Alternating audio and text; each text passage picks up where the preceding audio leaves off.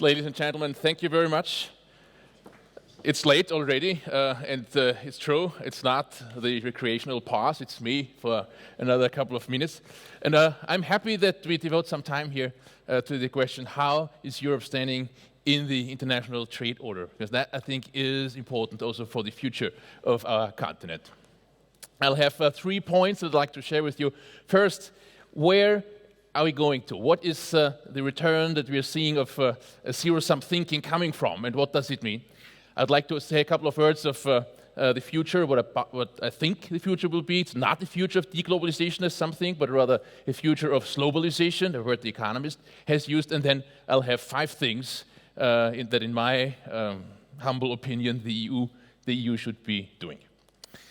Now, you know, in the 90s, we're all very happy about the end of communism, of course, and many people wrote about the end of history, Francis Fukuyama, or about the death of distance, or that the world is flat, that we're all converging towards a liberal model of a democracy and of market economies.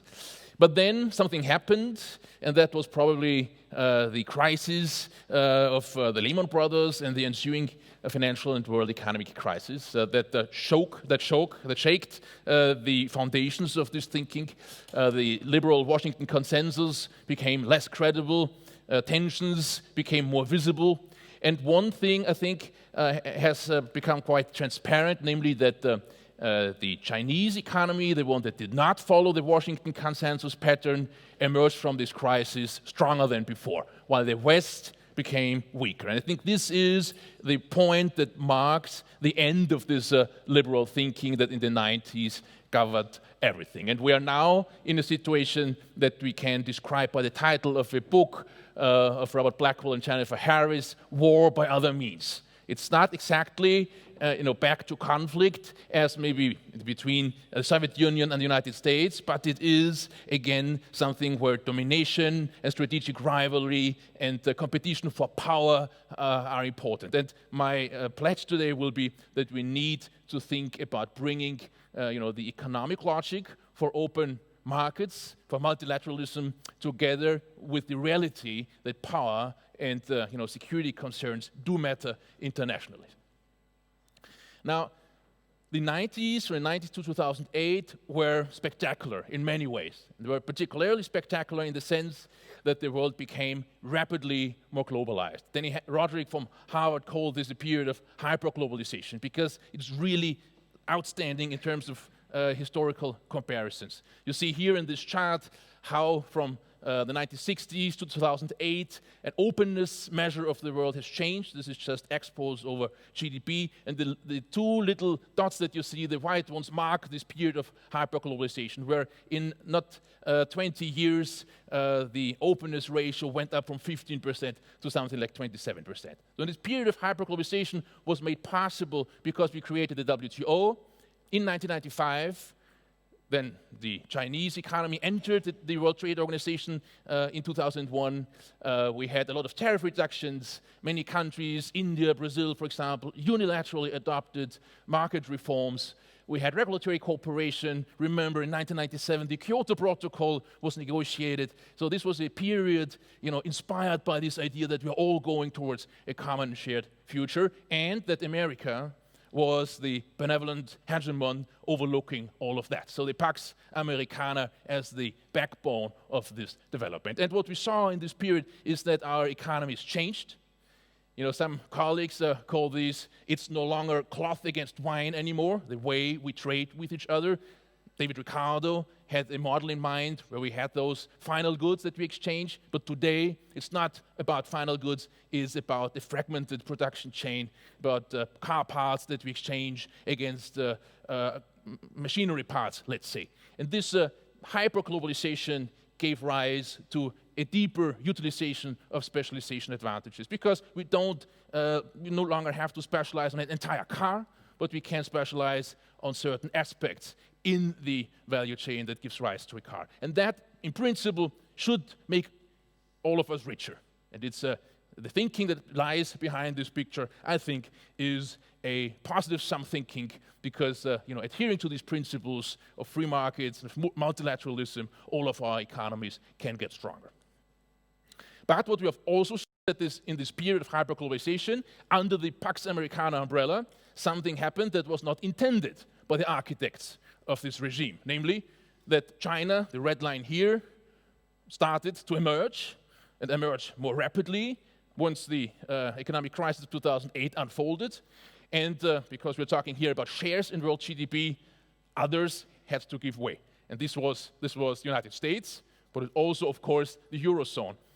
The Eurozone has been overtaken by China already in 2010. The United States will be overtaken, if you look here at constant 2010 dollars in 2020, but maybe in 2022 or so, depending on how far the trade war develops that we're having now between Washington and Beijing. So the big difference, I think, between these two logics is that the right picture is a picture of a zero-sum logic. Only one country, only one power can dominate, while all countries could get rich together in a multilateral liberal economic order. And the thing that is quite interesting to me is to understand how we could switch from the left logic to the right logic.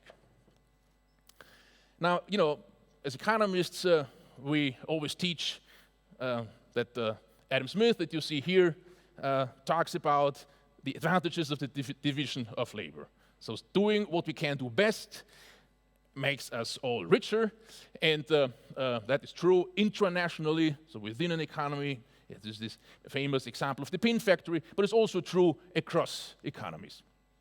But what Adam Smith also saw is that if we make ourselves as nations dependent on each other, then there is a possibility for trade partners to behave opportunistically and exploit each other using what he called beggar-than-neighbor policies. And these beggar-than-neighbor policies still are taught in our textbooks. So 200 years later, what he said is still there in our body of theorizing about international trade. Now, this temptation to use opportunistic policies to exploit each other, this is really addressed in the WTO, right? Because what we needed in 1945 after World War II is a system, is a scheme that made it possible that we do not enter again into what is called the Kindleberger spiral. This is the picture you see here, where world trade collapsed from something like $5.3 billion in 1929 to only a third in 1933, where the United States, with the Smoot-Hawley tariffs, started to try improve their own economic situation by imposing tariffs on the imports of other goods of other countries. Other countries reciprocated, and then we had this downward spiral of trade that ended, prolonging the Great Recession, not causing it. That's what economic historians I think would agree about, but prolonging it.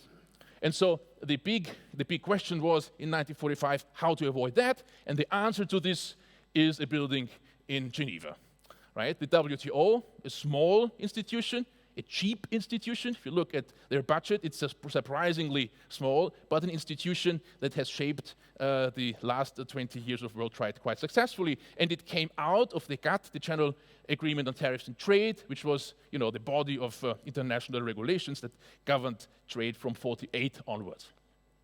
And what it gives to us is a forum where, trade negotiators repeat, and they repeat where they meet, and they meet repeatedly. And repeatedly meeting means that there's a forum where I can build trust. Trust is quite important because if I say to myself, I have a possibility to behave opportunistically, but I don't do so, then I want to expect that others stick to the rules as well and do not behave opportunistically as well. And so the forum that the WTO gives to us is very important to achieve this aim of, sticking to the rules. And there's a body of theory, papers that colleagues have written that show that specific protocols enshrined in the body of law made it possible to make cooperative behavior an equilibrium outcome. Because that is not a trivial thing. There's this strong temptation whenever a crisis hits to use strategic trade policy tools to shift the cost of the crisis to someone else by competitive devaluations, by using tariffs, by keeping foreign competitors out. Now, the big caveat to that has been seen by Adam Smith already 240 years ago as well, because he said that defends, that he does so in book 4, chapter 2 of his famous 1776 writing. He says, defense, however, is of much more importance than opulence. This is something that we find in his writing as well. And what he means by that is that if the cooperation equilibrium breaks down, so if countries start to behave opportunistically, we need to be prepared. And he says so in the context of a geostrategic rivalry in these times between Great Britain and Holland. And he says that to defend the existence of the so-called navigation acts, which kept Dutch ships out of English harbors. So our liberal champion is also a person that that says defense can be more important than opulence. And here's another person. I don't want to pretend that he has read Adam Smith. Maybe he has. Certainly all his counselors and advisors have. But if you look at the importance that defense or security arguments have in the formulation of his trade policy, you find quite a bit of it. For example, he makes use of what the GATT rules allow. There's an Article 21 in the GATT that says that when a country thinks that its national security is threatened, it can, walk away from the tariff concessions that it has made in the WTO. And he has used this provision to impose tariffs on imports of steel and aluminum on goods coming from Europe or from other countries, because these imports are vital or existential to guarantee American security. Very hard to digest for a liberal economist, but if you go back and read Adam Smith, you find arguments there. It is true that if you trade with each other, you make yourself vulnerable. And if this vulnerability is exploited, not by us in the NATO, I mean, this is an absurd thought, but by geostrategic rivals, then you might have a problem. And this is, I think, the underlying problem, that is the key if we now talk about the WTO and say the WTO is in crisis. It's because we are no longer all thinking in this positive sum logic. If we have to fear that one trade partner might abuse us and might abuse a strategic position, a dominant position, then we are in a zero-sum logic, and the WTO has not been built for that. The WTO has been built when it was negotiated in the Uruguay round, and when it came into existence in 1995, it was built with this liberal idea in mind, with the Fukuyama prediction of the end of history. Now, the end of history has not come.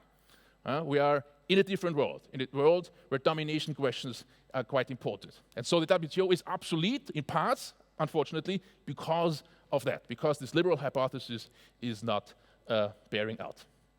And I'm, again, not pretending to put the German economics minister in one row with Adam Smith or with Donald Trump, but in his national industrial strategy, you find words that are very similar to the thinking of the hawkish establishment in Washington, or to the arguments of Adam Smith, because you see there that we need, or you read there, that we need to protect closed value chains.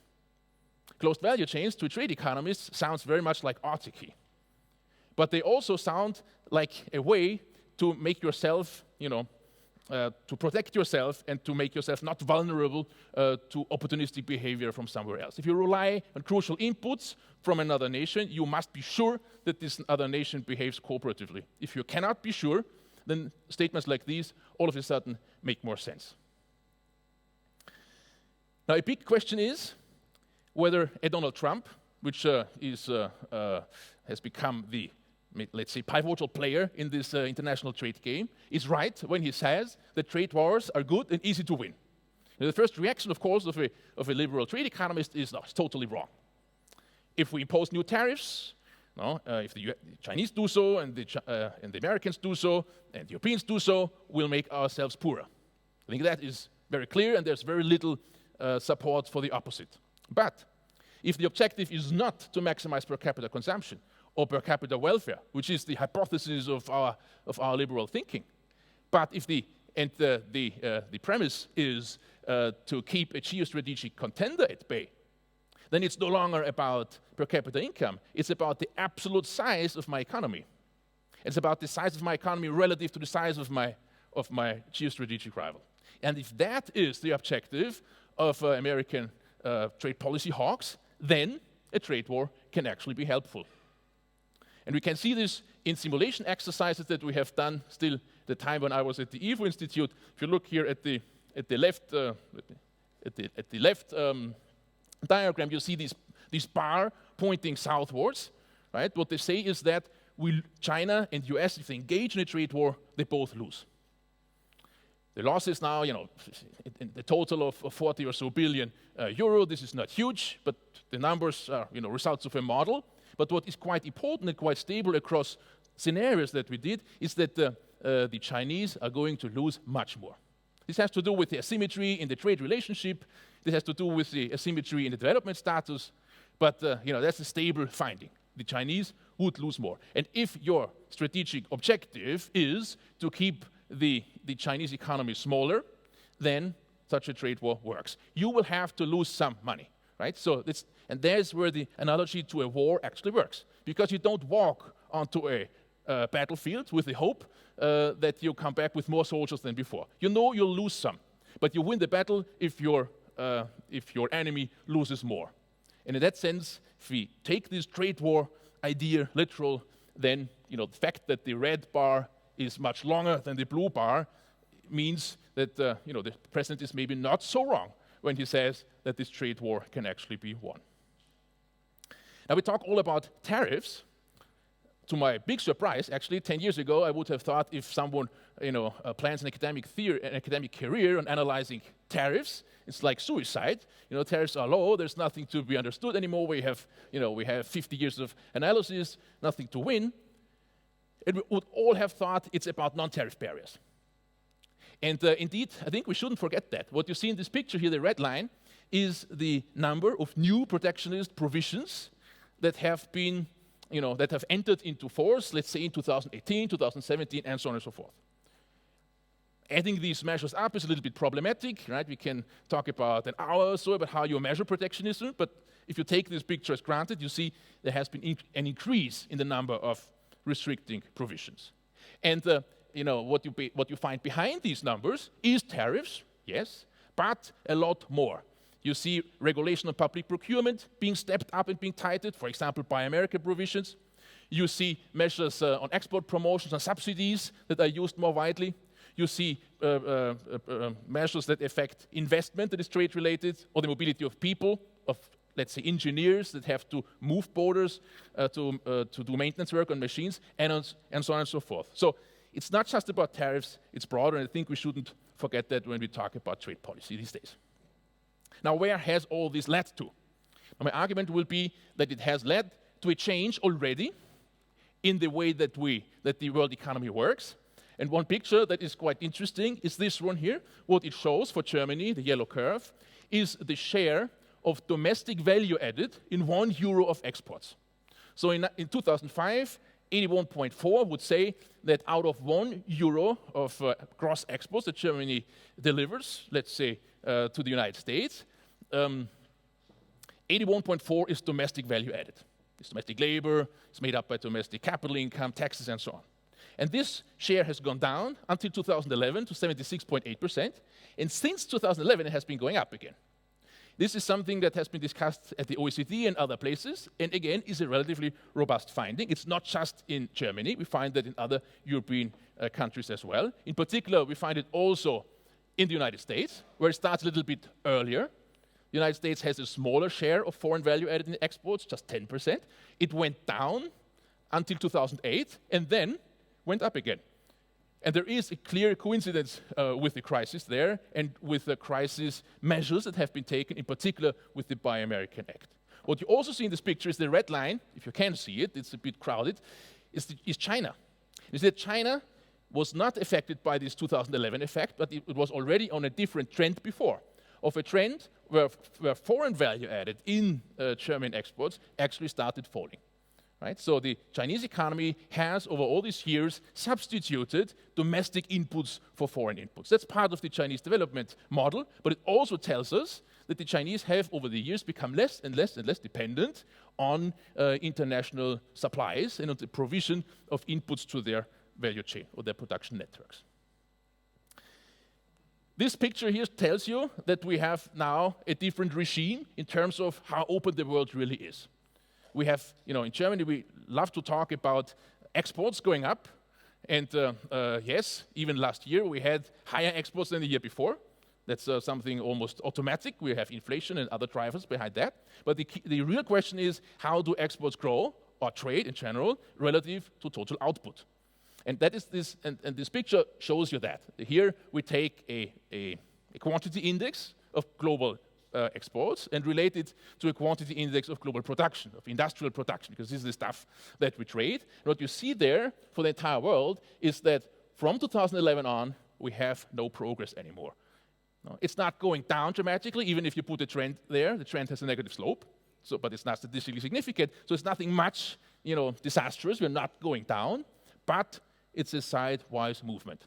The last time that we saw sidewise movements over a prolonged period of time was in economic history from the 1875 to 1914 period. A period of globalization, trade was growing, but trade was not outgrowing production. That is what happened earlier than that, between 1848 and 1875. Now, the yellow curve here tells you that this is undergirded by a slowdown in policies, in laws, that promote international trade. This is an index produced in Zurich. And it has, the timing fits well. It says that something changed in 2008. And, from 2011 on, we see it clearly, that slowed down the expansion of trade relative to production. How much of this is actually driven, how much of this slowdown is driven by new policies, protectionist policies? Not much, actually. We have tried to quantify that. And 20% of the slowdown can be explained. The other 80% is something else. It's a normalization, for example, occurring in China. No, it has nothing to do with protectionism. It's something normal that is inherent to the Chinese economic model. So we have this clear sideways tendency in goods trade, but what we also have, and I spare you the pictures here, is a situation where services trade behaves quite differently. There we have a boom. Services trade, in particular in digital area, is growing much more than total value added of services. We also have to say that technological drivers are quite active. From history too, we know that the evolution of world trade has been driven much more by technology, by the steamship, by the container, by the ocean cables, for example, that we have seen in these pictures before, than by tariffs. Tariffs are important, but technology is very important as well. And here, we're sitting, I think, at the verge of a revolution. The blockchain technology has the potential to change logistics, to crowd out the middleman in the logistics system, bring down trade costs even more, maybe by more than the rise in average tariffs that we see across the board. Artificial intelligence has the potential to make services trade much cheaper, for example, by giving us devices to bridge linguistic differences. If you have a tool that translates automatically in real time, efficiently and reliably, then we can trade many more services that are now still deemed untradeable. And even the divergence in policy preferences, the fact that we do maybe very strict carbon policies and other countries don't, this divergence in structures and policies can also create more trade. Maybe a little bit paradoxically, but we know that differences in institutions can actually spur trade. Maybe not in an efficient way, but they can increase the trade volumes. Now, in this context, that has become a little bit more complicated, where the trend of globalization has stopped. We are not deglobalizing, but we are slow globalizing.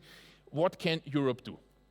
There are 5 things that I would like to bring up. First, I think we need to talk about sovereignty, and in particular, as I'm an economist, about economic sovereignty. How can Europe, in this world of a zero-sum thinking, defend its interests? We are limited in defending our interests right now for many reasons. We are drawn into a conflict that the Americans have with China and cannot do much. We're drawn into a situation with Iran where we want to pursue opposite policies to the Americans one, but have no ways to make our strategies prevail. And so the big question is how to go about economic sovereignty for the EU. We know that the EU has always been about economics more than about security and national defense, for very good reasons, I think. That has to do with the fact that we are heterogeneous and have different, aligned maybe, but indeed different preferences and different value systems. And what we need really to work out the goals for economic sovereignty, the instruments, and then the tactics how to apply them. I think this must work within the context of the multilateral order. It will be difficult to differentiate between the protection of our interests and protectionism in the sense of discriminating against foreign competitors.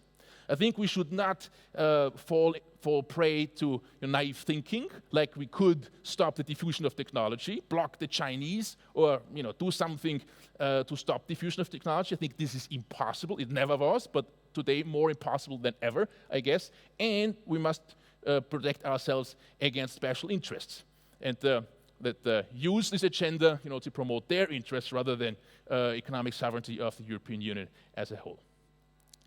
The second point, and these points have a logical order to me in terms of priorities. The second is really to defend the single market. The single market is the crown jewel of the European Union. It is what makes our market valuable. And if you bargain internationally, if Frau von der Leyen meets Donald Trump, she will have the single market as the biggest asset to offer access to this market. 2/3 of welfare gains in the EU come from the single market. And it is also the most important instrument to defend ourselves against centrifugal forces, because the single market is the source of our economic gains. And if we deepen it, then probably we'll also contain those forces that push Europe apart. Brexit, of course, needless to mention here, weakens us here and reduces the bargaining power that Europe has. So my claim is, and others have similar opinions, I think, is to work out models that even in a world of Brexit, keep Britain in, and maybe Turkey as well, and maybe Switzerland as well, in the European single market, or into a type of European single market, which we can then use in international negotiations as a bargaining chip. The third point, let me jump that. The third point that I'd like to make is about the euro. We have, in Germany in particular, thought about the euro almost exclusively about a monetary policy instrument. It's about target 2 balances, for example, and about interest rates. And this dominates, I would claim, 99.5% of the entire discussion. Sometimes a trade economist like I am says, well, it's also about transaction costs, and look how beautifully it worked, because the euro has reduced transaction costs. We never, until now, really have thought about the euro as a geostrategic tool. And I think we need to do that. Now, again, we can spend a lot of time discussing details, but we do probably need European safe assets to achieve that. It's not to our liking in Germany or in Austria and Finland when we narrowly discuss monetary policy probably, but it is important to make the euro a truly international currency and to defend our economic sovereignty in this area. The fourth point is about the WTO. The WTO is not yet dead, but in deep coma, I would say. And what we see are bilateral initiatives. A couple of days ago, Europe and Canada came up with an agreement to produce a substitute to the appellate body that is a part of the judicial power in the WTO that is, where the US have blocked the nomination of judges. And we are now moving into a plan B. I think this is important for emergency reasons, but what we also need is for Europe to pursue credible policies. I see a lot of lip service, but when you look what the Europeans do, for example, we have followed Trump's steel tariffs by our own steel tariffs against Brazil and Turkey and South Korea. I think this is a mistake. We need the club of the willing, other countries who want to protect the WTO. The WTO has 164 members. The US is one, China is another, and there are 162 that look for leadership, I would say, where Europe could play a constructive role in modernizing the WTO, making it greener, making it flexible, and make it work better for the people, but without pretending that we can have a model that really works uniformly for all countries of the world. I think this flexibility will need it for the WTO to matter in the future. And the last point is about free trade agreements. This is something that economists often are skeptical about, because it would be so much better to have one set of rules for everyone. But of course, if the global rule system is breaking down and legal certainty is fading and becoming weaker, we need substitutes, and these bilateral agreements are substitutes for that. So I think we need to go further down that road and develop those free trade agreements, ratify them. The Mercosur agreement, that will be a challenge in the European Parliament. But not only that, we'll have to think about putting ASEAN countries into the European trade policy universe more firmly, and about Africa.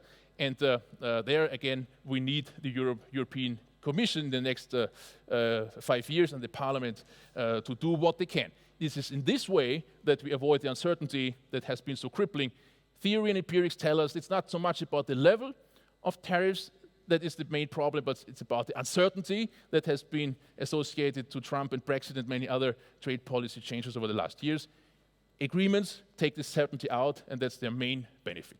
So these 5 wishes, I know I'm an ivory tower inhabitant, and to the policymakers this sounds incredibly naive, but these 5 wishes, apologize if they are naive, but I wanted to make them. Thank you very much. Thank you for having me.